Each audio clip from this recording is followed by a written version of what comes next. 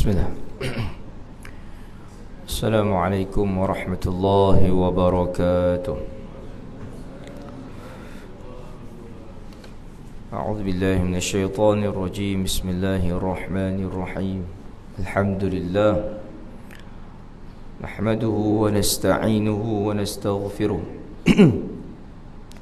Wa na'udzu billahi min syururi anfusina ومن سيئات أعمالنا من يهده الله فلا مضل له ومن يضلله فلا هادي له أشهد أن لا إله إلا الله وحده لا شريك له وأشهد أن سيدنا وحبيبنا محمدا عبده ورسوله اللهم صل وسلم وبارك على سيدنا وحبيبنا محمد وعلى آله وأصحابه ومن تبعهم بإحسان إلى يوم الدين أما بعد. Dimuliakan Fadilatul Imam Tuan Bilal, seluruh jawatan kuasa, hadirin hadirat, mukminin mukminat yang dirahmati dan dikasihi Allah Subhanahu wa taala. Alhamdulillah, setinggi-tinggi rasa syukur kita panjatkan ke hadrat Allah Subhanahu wa taala dengan segenap limpahan nikmat yang Allah tidak putus-putus anugerahkan kepada kita. Sedang di saat ini teman-teman saudara-saudara kita di bumi Gaza masih lagi berhadapan dengan saat dan detik yang sangat merisikokan. Maknanya nyawa mereka itu sudah berada pada setiap masa itu dalam keadaan yang sangat-sangat di hujung tanduk lah istilahnya. Bila-bila masa saja boleh dibom, boleh dimusnahkan kehidupan mereka. Dan kita di saat ini masih lagi, alhamdulillah, 1001 nikmat keselesaan yang tak putus-putus kita nikmati. Dan mudah-mudahan Allah Ta'ala mengampunkan kita, memaafkan kita atas kelemahan kita yang taklah mampu kita berbuat apa-apa. Hanya sekadar doa yang kita dapat kirimkan. Mudah-mudahan Allah Ta'ala membebaskan kita daripada bebanan yang pastinya di akhirat nanti kita akan ditanya apakah tindakan kita, apakah kerisauan kita, kebimbangan kita, apalagi yang melibatkan orang-orang yang berjawatan, yang sepatutnya lebih utama melakukan sesuatu. Kalau kita tengok antaranya negara Arab, negara Arab yang sampai saat ini tidak ada apa-apa kekuatan untuk melakukan tindakan, dan seterusnya negara-negara Islam lah. Jadi ini satu benda dan membuktikan betapa lemahnya kita. Ini memang satu keadaan yang sangat-sangat perlu kita akur, perlu kita akui, yang kita perlu bersungguh-sungguh memperbetul keadaan ini. Mula daripada diri kita sendiri, pergi kepada keluarga kita dan seluruh masyarakat. Dan ini memerlukan satu mujahadah, satu kesungguhan untuk kita insaf, makna kata mengakui kekurangan ini, sehingga dapat kita kembali pada landasan memperbetul, menguatkan balik umat Islam seluruh dunia, insya-Allah. Hadirin-hadirat yang dirahmati dan dikasihi Allah Ta'ala, kita bincang balik, sambung kitab Fiqhus Sirah. Kita tengok balik bagaimana perjuangan baginda sallallahu alaihi wasallam, yang mana kita pada hari ini, macam kita sebut tadi, tak tahu apa level perjuangan kita, di mana pengorbanan kita yang sebenar.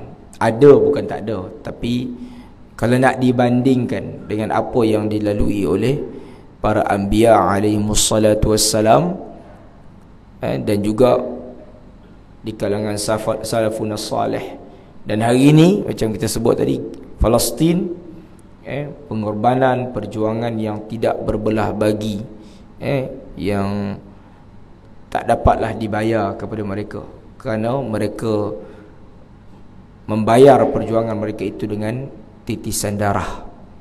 Jadi ini satu benda yang memang amat-amat menginsafkan kita. Baik, jadi kita bincang bagaimana kita tahu bahawa sebelum berlakunya hijratun Nabi sallallahu alaihi wasallam ke kota Makkah, ke kota Madinah, kita tahu ada kelompok di kalangan golongan Ansar yang turun ke Mekah ini untuk bertemu dengan baginda Nabi sallallahu alaihi wasallam. Dan demikian juga kalau kita lihat bagaimana Allah Subhanahu wa taala mengatur hijrah yang pertama di kalangan para sahabat menuju ke Habasyah, mula mengorak langkah untuk mengembangkan Islam. Dan sebelum tu tekanan, kezaliman, penindasan masyarakat Mekah kepada Nabi dan juga para sahabat itu juga memberi faktor untuk mereka bergerak mencari satu jalan yang boleh menyelamatkan kalangan para sahabat ini. Dalam Al-Quran Allah Subhanahu wa taala berfirman, a'udzubillahi minasyaitonir rajim, alladzina atainahumul kitaba min qablihi hum bihi yu'minun wa idza yutla 'alaihim qalu amanna bihi innahul haqqu min rabbina inna kunna min qablihi muslimin ulaika yu'tawna ajrahum marratayn bima sabaru wa yadra'una bil hasanati sayyi'ati wa mimma razaqnahum yunfiqun wa idza sami'u al-lagwa a'radu anhu wa qalu lana a'maluna wa lakum a'malukum salamun alaikum la nabtaghil jahilin. Sadaqallahul azim. Kata Allah Subhanahu wa taala, alladzina atainahumul kitaba min qablih, orang-orang yang apabila yang telah kami datangkan kepada mereka Alkitab, yakni sebelum Al-Quran, mereka beriman. Setelah itu mereka beriman pula dengan Al-Quran. Ada segelintir kelompok yang datang kepada Raja Najasyi. Kita tahu Raja Najasyi yang beragama Nasrani, yang akhirnya memeluk Islam, tapi tidak sempat bertemu dengan baginda sallallahu alaihi wasallam. Kata Allah Subhanahu wa taala, wa idza yutla alaihim qalu amanna bih, dan apabila dibacakan Al-Quran itu kepada mereka, yakni Raja Najasyi ini tadi yang beragama Nasrani itu, mereka berkata qalu amanna bih, kami beriman kepadanya. Sesungguhnya Al-Quran itu adalah suatu kebenaran yang datang dari Tuhan kami. Inna kunna min qablihi muslimin, dulu kami telah beriman dengan sesuatu yang sebelum Al-Quran. Ulaika yu'tawna ajrahum marrataini bima sabaru, mereka itu diberikan pahala 2 kali disebabkan kesabaran mereka. Dan mereka menolak kejahatan dan menerima kebaikan. Wa yadra'una bil hasanati sayyi'ah wa mimma razaqnahum yunfiqun. Dan mereka itu kami rezekikan sesuatu apa yang telah mereka infakkan ke jalan kami. Wa idza sami'u lawwa, dan apabila mereka mendengar perkataan yang tidak bermanfaat. Al-laghwa, laghwa tu orang Melayu panggil laga kan, sesuatu yang tak bermanfaat. A'radu anhu, mereka menolaknya. Kan? Ni kita tahu bila rombongan para sahabat yang pergi ke Najasyi atau Habasyah itu, Ethiopia lah sekarang kan, yang waktu tu ada beberapa orang kalangan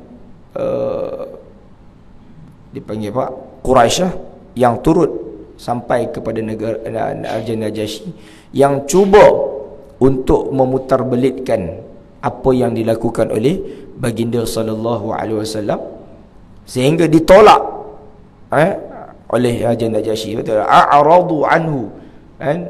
Najasyi tolak, tak nak dengar. Wa qalu lana a'maluna wa lakum a'malukum, dan dia kata apa? Bagi kami amal-amal kami dan bagi kamu amal-amal kamu. Salamun alaikum la nabtaghi jahilin. Selamat tinggal buat kamu, kami tidak ingin bergaul, bermuamalah, berurusan dengan orang-orang yang jahil. Hadirin-hadirat yang dirahmati Allah Subhanahu wa taala. Ini peristiwa yang berlaku di bumi Habasyah. Macam disebutkan tadi, langkah ataupun strategi ataupun satu keputusan yang dilakukan oleh baginda sallallahu alaihi wasallam mengarahkan beberapa orang para sahabat ini untuk menyebarkan Islam dalam masa Islam, menyelamatkan diri daripada tekanan kezaliman yang berlaku kepada umat Islam di bumi Makkah. Dan ini pernah dibicarakan bagaimana situasi ini untuk dikaitkan kepada umat Islam di Palestin, iaitu keluar daripada Palestin, selamatkan diri daripada apa? Tekanan, serangan, kezaliman, kerakusan golongan Zionis ni. Kerana umat Islam dulu bila ditekan keluar daripada Mekah, tetapi pandangan ini tidak terpakai, tuan-tuan puan. Kenapa, tuan-tuan? Apa beza umat Islam di Mekah dulu bila dizalimi, ditindas, disuruh keluar daripada Mekah? Tapi kalau orang Palestin ni, orang Gaza ni tak boleh keluar. Apa beza dia? Sebab apa, tuan-tuan? Boleh nampak tak beza dia? Kerana kalau kita tengok daripada sudut kezaliman tu macam sama. Penindasan ni lah hari ni, kalau ikutkan memang dahsyat, tuan-tuan. Habis Gaza ni, betul-betul tak kasih cannya. Tapi ketika itu umat Islam di Mekah itu, kenapa diperintahkan untuk keluar daripada Mekah?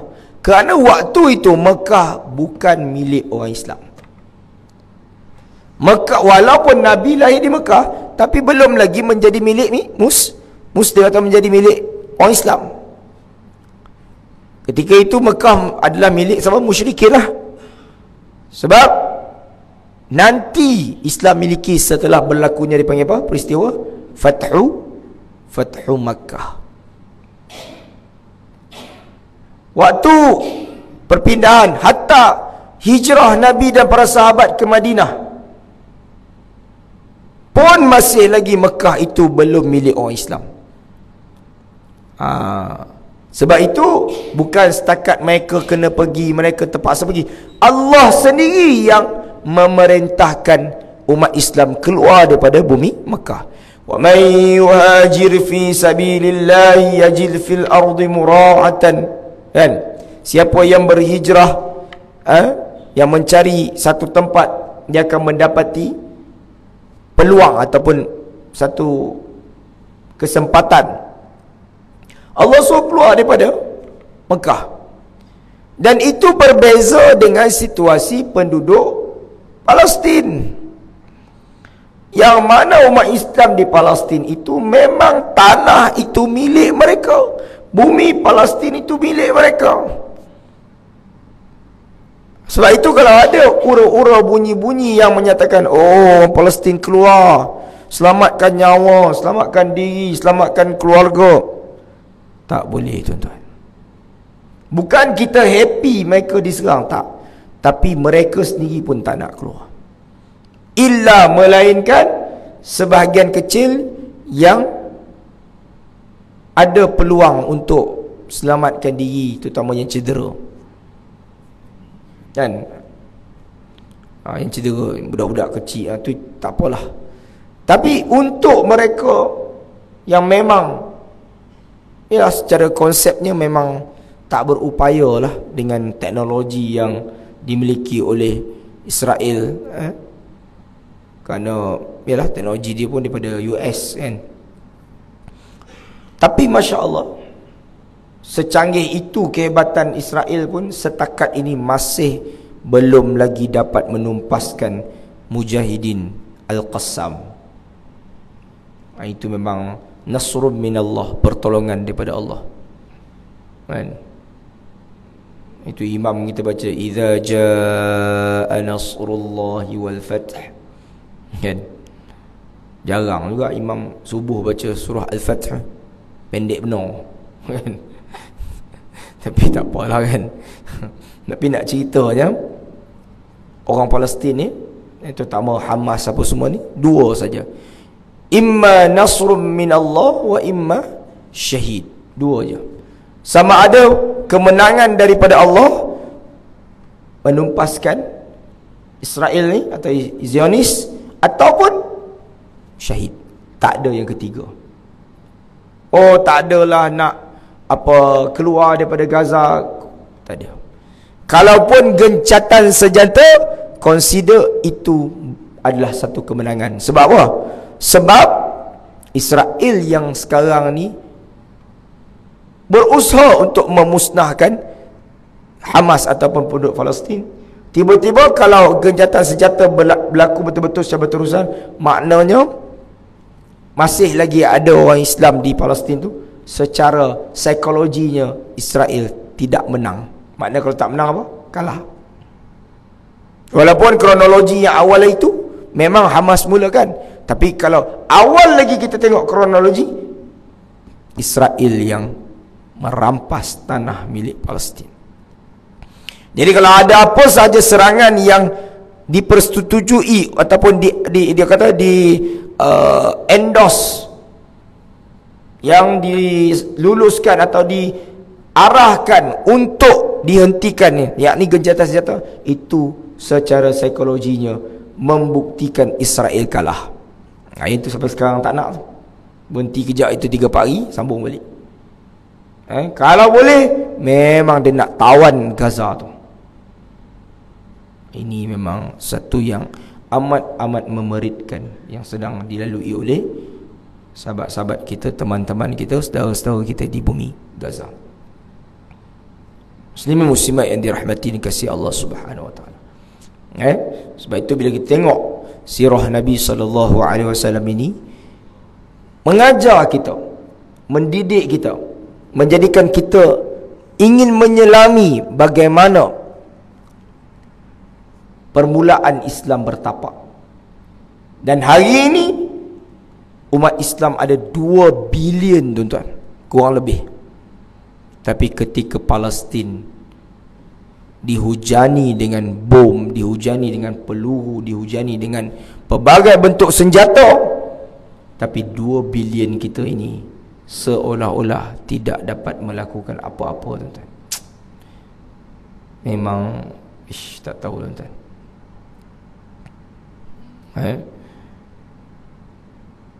Memang amat memeritkan. Jadi kalau kita bincangkan antaranya, kalau kita tengok isu boikot kan, bolehlah jadikan itu sebagai salah satu kata apa, senjata yang kita boleh lakukan. Dan alhamdulillah secara tidak langsungnya kita apa, memperkukuh balik kita kata produk ataupun maknanya pengusaha-pengusaha orang Islam yang sepatutnya kita ni cuma orang Islam ni kalau keluarkan produk ke apa semua, memang kena ada satu effort, satu kesungguhan melahirkan produk yang setanding ataupun hebat kualitinya macam produk-produk luar. Tapi sebenarnya produk-produk luar pun tak adalah kualiti sangat pun sebenarnya, lebih kepada branding bila contoh ni doktor-doktor lah kan, kalau saya salah betul kan, dan bila kita ditanamkan pentingnya breakfast, sarapan kan, saya pun tak tahulah, kalau tuan-tuan saya pun memang macam tu lah, faham macam tu lah dari dulu kan, pagi ni kena makan sarapan kan. Tapi tak ada satu kajian saintifik pun yang memang menuntut kita sarapan, tak ada kan. Nak makan-makan, tak nak makan sudah macam tu kan. Tapi kerana doktrin pengeluar produk sarapan ni kan, suruh kita sarapan. Kita fikir balik tuan, contohlah puasa kan. Sebenarnya kalau kita ambil konsep puasa lah, sahur tu perlu ke tak perlu? Makan pagi sahur kan. Kalau kita tengok dari segi hadis kan, sahur tu yang Nabi suruh tu bukan suruh makan untuk energi, betul tak? Sebab apa Nabi suruh makan? Sebab Nabi kata ada keberkatan. Itu ya. Sebab tu kalau sahur dengan seteguk air kosong boleh cukup. Sebab dia punya implikasi ataupun objektif kepada sahur tu bukan untuk kenyang, bukan untuk energi, tak. Walaupun di samping tu untuk energi lah, tapi tujuan sahur tu adalah untuk mendapat keberkatan. Fa innahu fis sahur barakah. Kerana sungguhnya pada sahur itu ada berkat. Sebab kenapa keberkat? Sebab waktu sahur. Sebab itu tak boleh sahur pukul 3 pagi. Tak sunat sahur kalau sahur pukul 12 malam. Tak sunat sahur pukul 4 pagi. Sahur mesti sebelum subuh. Maknanya kurang-kurang setengah jam, 40 minit okey lah. Even sejam okey lah. Subuh 5.45 kan, katalah sahur pukul 5 suku okey. Tak boleh sahur pukul 3 pagi, tak jadi kan. Makan 3 pinggan pukul 3 pagi, oh ni untuk bekalan sampai pukul 6 petang pukul 7. Tak jadi. Sebab tujuan sahur bukan untuk kenyang, bukan untuk energi. Dan tak tahulah tuan-tuan, saya sendiri kalau badan saya lagi makan banyak sahur, lagi cepat lesu. Macam tu pula saya punya badan memang saya macam tu. Jadi saya dalam beberapa tahun ni sahur saya memang makan sikit kan. Jadi kalau orang kata sarapan itu untuk tapi mungkin ada orang yang perut dia memang kena sarapan, tu tak apalah kan, dia tak boleh lambat makan ke sebab gastrik, tu tak apalah. Tapi secara ilmiahnya tak ada satu fakta yang jelas mengatakan kena sarapan sebab untuk ni lah, untuk sistem badan, tak ada.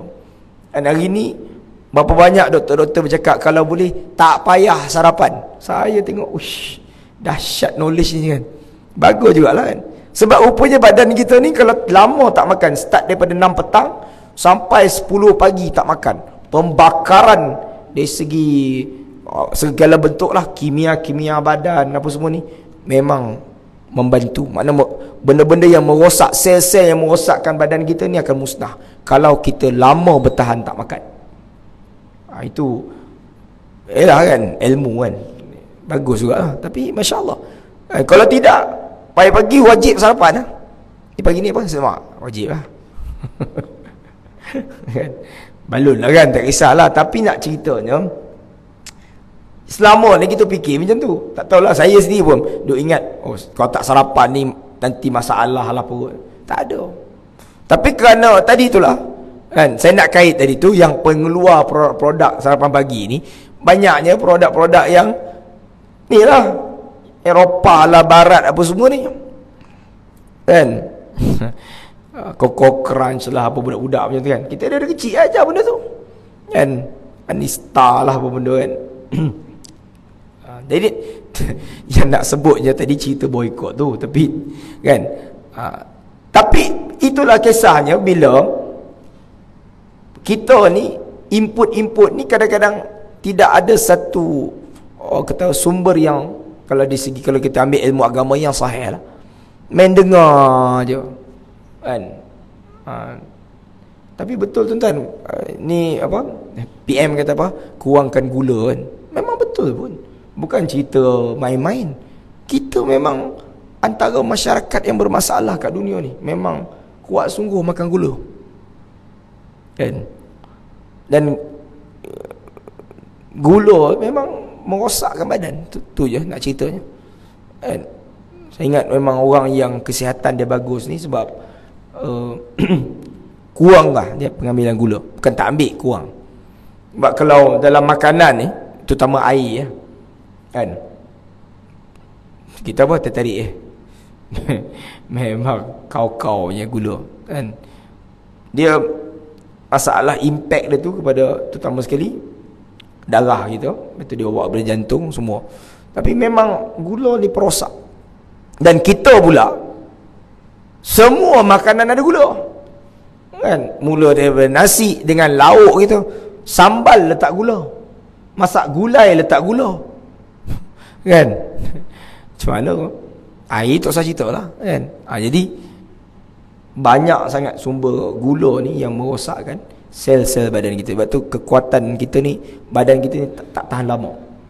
Jadi saja saya nak kaitkan tu, maknanya penting lah, penting penjagaan makanan ni untuk mati ni. Cerita ajal ni tak ada kena dengan sakit. Ajal cerita lain kan. Nak mati ni anytime, cuma kesihatan. Yang tu Islam ambil berat kan. Sunnah tuan-tuan, sunnah kita jaga kesihatan kan, untuk ibadah kita lebih bagus. Umur sehat, badan sadar pun nak mati-matilah, yang tu kerja Allah Ta'ala. Tapi ikhtiar untuk kesihatan ni sebenarnya amalan yang terpuji. Baik, dia ialah nak hidup lama tak lama tu urusan Allah Ta'ala. Tapi kalau hidup lama, biarlah sehat. Boleh ibadah, boleh itu ini semua kan. Tapi kalau hidup pun lama tak sehat, ni mudah-mudahan kalau hidup lama tak sehat, baik mati awal lah kan. Hidup lama tak sehat, baik mati awal kan. Orang kata apa, settle urusan dunia ni, tak payahlah hidup lama sangat. Betul, hidup lama duduk atas kursi roda, macam-macam kan ujian lah. Tapi itu kata kan, kalau boleh ikhtiar, kita yang ada umur ni ikhtiar. Saya yang setakat yang saya sendiri buat, saya kurang minum air panis tu lah. Saya rasa tarik tu almost dah 7-8 bulan tu memang jarang sangat saya minum, jarang sangat so kalau perkena air kat kedai mana-mana, mamak memang zero, no sugar jadi, tapi alhamdulillah dah terbiasa lah benda tu. Sikit lah sebab saya tahu yang lain semua yang manis yang lain tu tak pantang kan, balun juga kan. Tapi air tu cuba kontrol sikit, itu saya lah. Kalau tuan-tuan nak buat lebih bagus pada tu, lagi terbaik. Sebab memang for sure gula ni memang merosakkan badan. Dan kita nak jadi umat Islam yang, yalah, kalau kata umur panjang ke apa semua, biar yang bertenaga, sihat mudah-mudahan. Baik, kita pergi kepada beberapa pengajaran yang ada dalam kisah yang mana berlaku kepada Raja Najasyi tadi. Baik, dia kata apa? Semasa umat Islam yang sedikit bilangan dan lemah telah mengalami tentangan serta penyiksaan yang pedih dari golongan Quraisy yang kita cerita tadi, ada juga perutusan yang ingin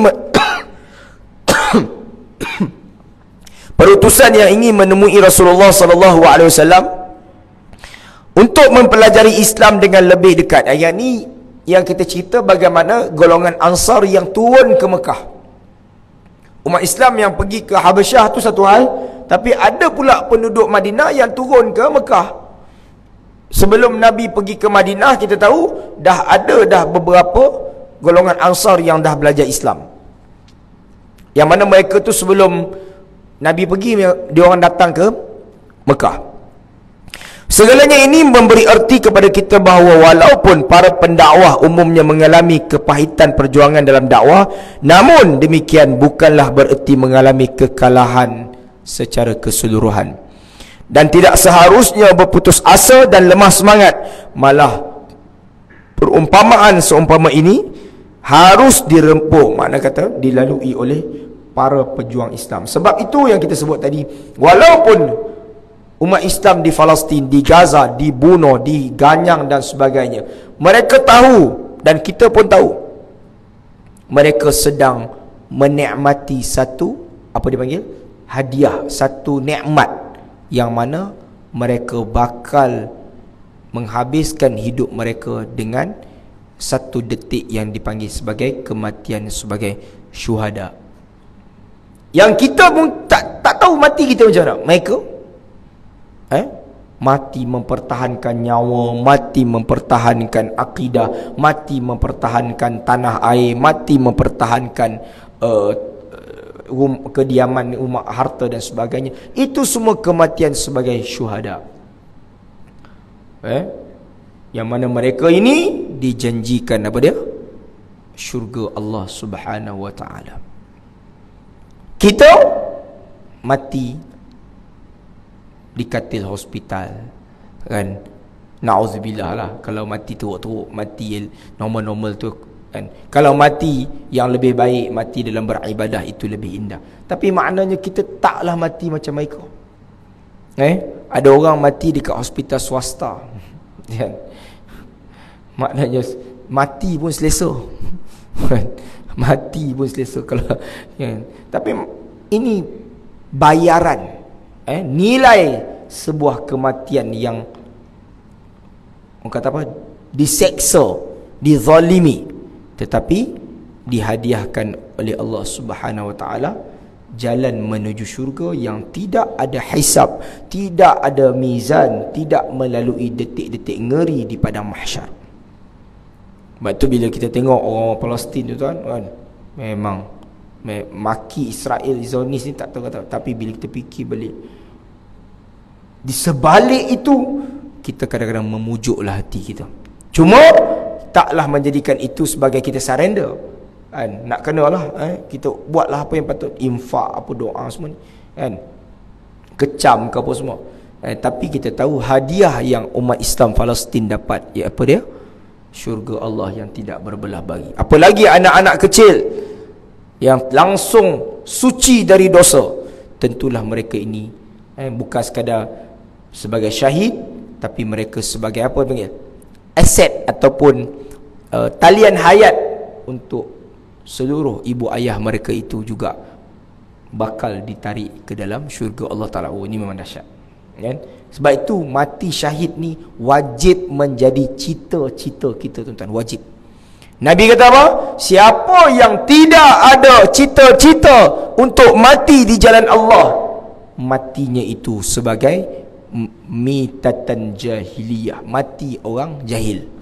Satu lagi riwayat, mati sebagai orang munafik. Na'udzubillah. Kan? Kita memang tak matilah dekat sana, agaknya tak kot mati kat tempat kita lah. Tapi cita-cita mau ada, mesti kena ada cita-cita. Walaupun mati kecil manis ke, mati darah tinggi ke, mati serang jantung, heart attack ke, tapi hidup mau ada cita-cita mati sebagai syuhada, mati sebagai pejuang agama Allah, kan? So apa bukti dia? Macam mana kita nak zahirkan cita-cita kita? Macam ni, bila tengok Palestin, bila tengok apa, kita kena bersama jiwa kita dengan mereka, kan? Buktinya dengan tindakan kita.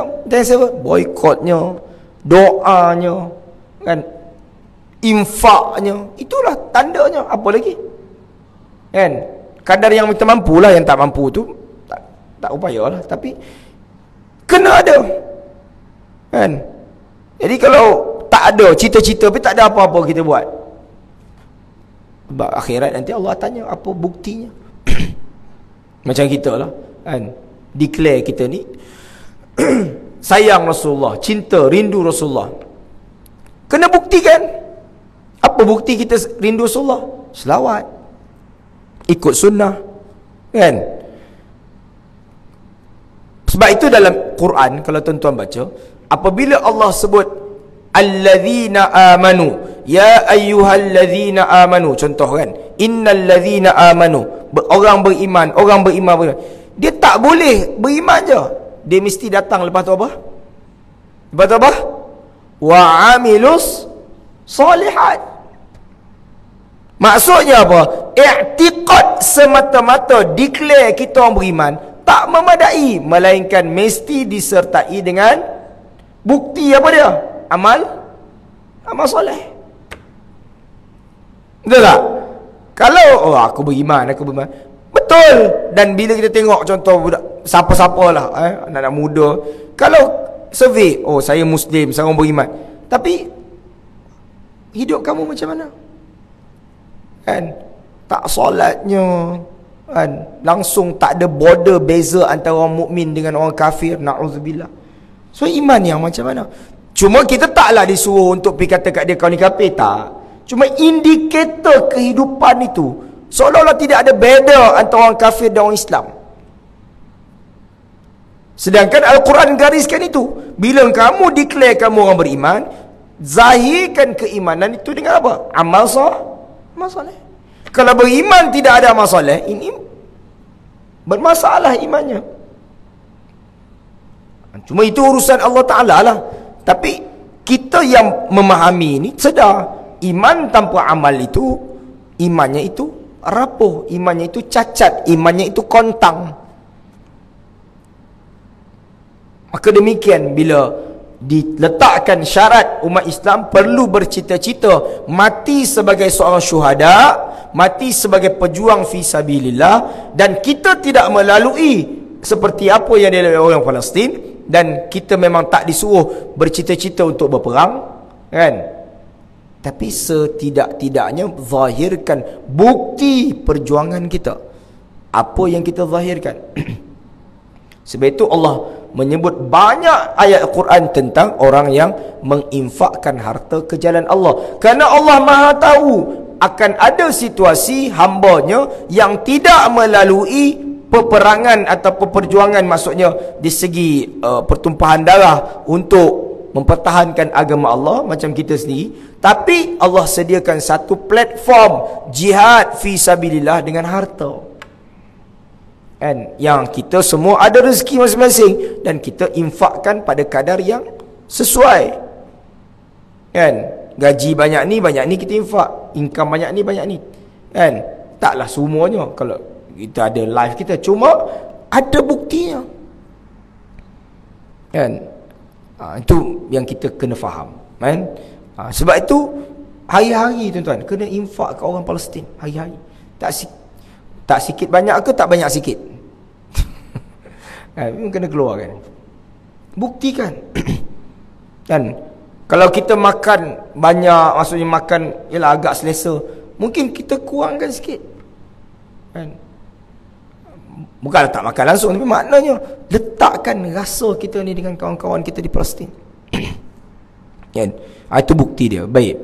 Perutusan Habasyah yang semuanya terdiri dari penganut-penganut agama Nasrani itu, seramai 30 orang. Setengah pendapat mengatakan 40 orang. Jadi kita tahu, ketika umat Islam pergi bertemu dengan Raja Habasyah yang Nasrani itu untuk menyebarkan kefahaman agama Islam ini, dan Allah Ta'ala mentakdirkan Raja Nasrani ini tidak, Raja Habasyah ini tidak sempat bertemu dengan baginda sallallahu alaihi wasallam, tetapi disahkan keimanannya oleh baginda sallallahu alaihi wasallam. Ini menggambarkan betapa kita hari ini hidup, kalau kita ambil konteks negara kita ni, berbagai agama, berbilang kaum, yang kalau tanya saya tuan-tuan, bila hikmah berlaku peperangan di Palestin ni, kita tengok wallahu alam, berlaku satu cetusan, satu momentum, satu movement, sebahagian masyarakat barat ini mengkaji Islam secara serius. Kalau sebelum ni yang kaji ni orang akademik ya, kan, oh kaji Islam buat perbandingan. Tapi hari ni orang biasa, influencer biasa, barat mula menyingkap cerita-cerita dalam Al-Quran. Sebab itu memang tu saya kata, bila kita tengok hikmah-hikmah yang Allah Ta'ala susun ni, kadang-kadang luar daripada sesuatu yang kita jangkakan. Tuan bayangkan, kan, movement kesedaran Islam memang selama ni dahsyat dah dekat barat ni, tapi hikmah berlaku Palestin ni, ratus ribu orang turun di jalanan, kan, walaupun sebagainya itu atas dasar kemanusiaan, tapi tak dapat elak yang mana mereka sebenarnya sedang bersama dengan orang-orang Islam. Itu tak boleh nafi dah. Sebab for sure majority berapa persen je, kan. Ada juga saya tengok Kristian kan dekat apa Gaza, tapi mungkin 1%, 2% je. Tapi daripada situ mereka mula melihat, mereka react apa tindakan, apa yang kata apa, lalui oleh orang Islam, sehingga menyebabkan mereka kaji apa itu Islam sebenar. Oh, ini Masya Allah. Sebab itu hikmah-hikmah yang tersembunyi di sebalik takdir yang Allah susun ni, memang sesuatu yang tak boleh dijangka. Sebab itu penting untuk kita ni banyak berbaik sangka dengan Allahu Azza wa Jalla. Memang kena baik sangka. Cuma bukanlah kita baik sangka tu sehingga kita tak apalah, serah je lah Allah Ta'ala. Tak. Kita buat kerja kita. Cuma kita tahu bila berlaku benda-benda yang yalah, penindasan apa semua ni, ada sesuatu yang Allah Ta'ala aturkan yang mudah-mudahan indah, baik untuk kaum muslimin, yang benar-benar inginkan Islam kembali tertegak di bumi Allah Ta'ala. Sebab kalau cerita orang Islam hari ni, ada je orang Islam yang tak serius tentang Islam itu. Dia orang Islam macam saya sebut tadi, kan? Kalau tanya Islam ke tak? Oh, Islam. Tapi otak ni macam-macam pemikiran, dengan liberalnya, dengan macam-macam lah, kan, huru-hara, tuan-tuan. Sebab tu kalau kita tengok terutamanya di Twitter, kalau di Twitter ni kita boleh tengok lah, macam-macam ideologi masyarakat orang Islam ni, pelik-pelik, kan. Dekat TikTok semua ni tak teruk sangat, dekat Twitter macam-macam. Jadi berlaku isu Palestin semua ni memang menghambat jiwa kita untuk kita sedar betapa Islam ini umatnya itu lemah, dan kita perlu sedar, kita perlu bangkit, memperbetul diri kita, keluarga kita, masyarakat kita, sekeliling kita, untuk kembali merubah kekuatan umat Islam ni, letakkan balik kepada landasan. InsyaAllah kita akan menjadi umat yang kuat. Sebab tu kalau orang kata, oh nak kiamat, Imam Mahdi apa semua ni, bukan nak kata apa, memang benda tu for sure akan berlaku, tapi kiamat ni tak tahulah tuan-tuan. Nabi sendiri pun tak letak deadline, kan. Kadang-kadang saya tengok ada sebagai ustaz ni cerita kiamat ni macam lagi 3 tahun nak kiamat, seolah-olah, kan. Betul lah itu kuasa Allah Ta'ala, tapi kalau contohlah kiamat ni kita katalah lagi 4 tahun, tuan-tuan rasa orang nak kerja lagi tak sekarang? Tak kerja dah, nak kiamat, kan. Duduk dalam masjid je lah, kan. Jadi kalau terlampau ditanam doktrin macam tu, kan, kita ni kena cerita apa? Kita kena kembali kuat, baru kita rasa kita ni nak fight, kan.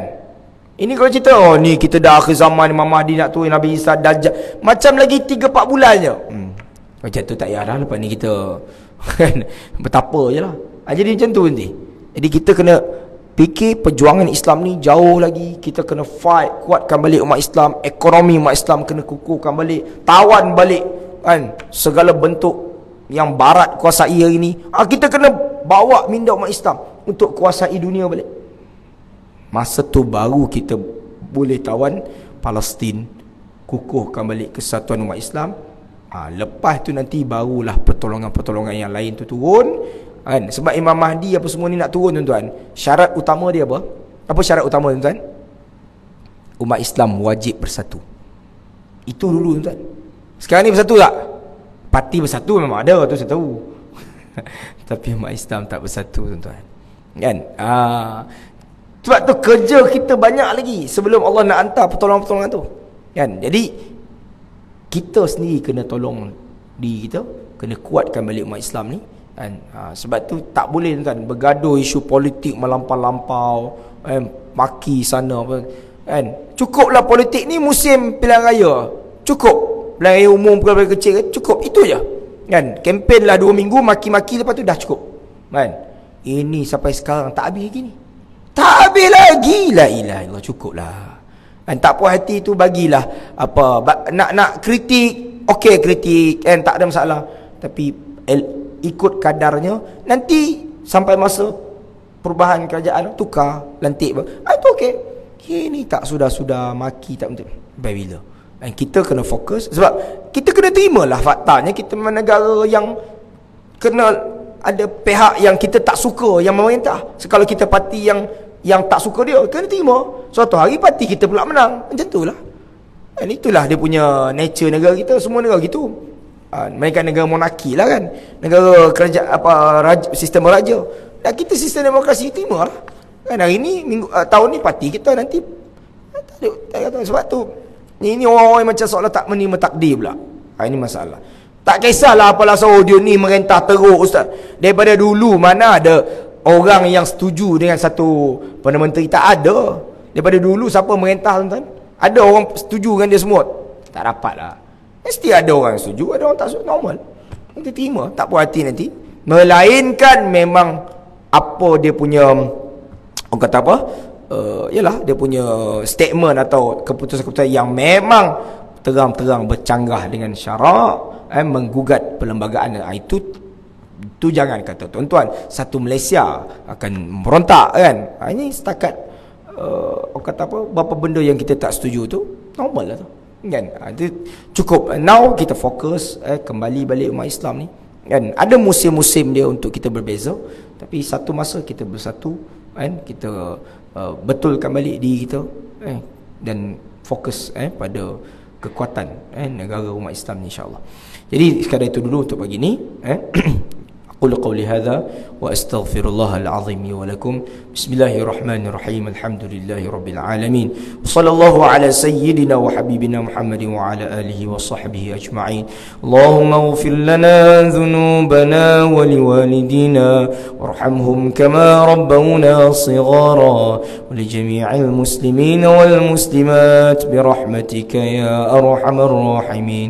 اللهم انصر الإسلام وأعز المسلمين.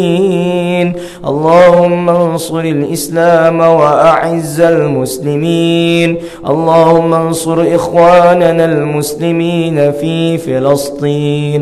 اللهم انصر إخواننا المسلمين في غزة. اللهم انصر إخواننا المسلمين والمجاهدين والمستضعفين في فلسطين. اللهم دمر الصهيونة تدميرا.